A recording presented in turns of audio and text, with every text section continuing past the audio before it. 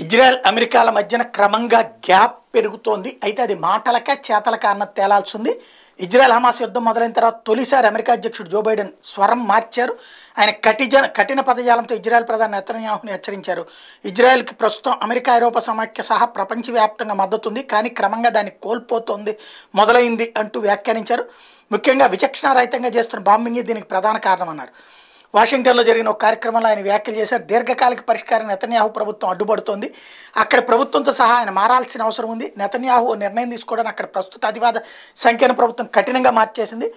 కొన్ని విషయాలను బీబీ అంటే నెతన్యాహు నిక్నేమ్ అనమాట అర్థం చేసుకుంటాడని నేను అనుకుంటున్నాను. కానీ ఆయన war cabinet, national security minister బెస్క్విన్ ఎంతవరకు అర్థం చేసుకుంటారో చెప్పలేను. ఆయనతో ఇప్పటికే పలుమార్లు మాట్లాడాను.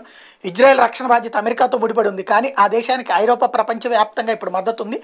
వాళ్ళు గాజాలో జరుపుతున్న విచక్షణారహితమైనటువంటి బాంబింగ్ కారణంగా ప్రస్తుతం వాళ్ళు మద్దతు కోల్పోవడం మొదలైందని వ్యాఖ్యానించారు.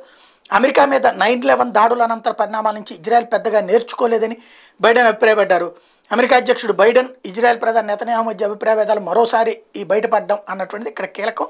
ఎర్ర సముద్రం హౌతీ రెబల్స్ తరచూ తమ దేశ నౌకలను లక్ష్యంగా చేసుకుని దాడులు చేయడం మీద కూడా ఇజ్రాయెల్ ఆగ్రహంగా ఉంది. ఈ క్రమంలో అమెరికా చర్యలు తీసుకోబోతే తామే రంగంలోకి దిగుతామంటూ ఇజ్రాయెల్ హెచ్చరించినటువంటి నేపథ్యంలో దాన్ని కంట్రోల్ చేయడానికి బైడెన్ ఈ మాట మాట్లాడారని భావిస్తున్నారు.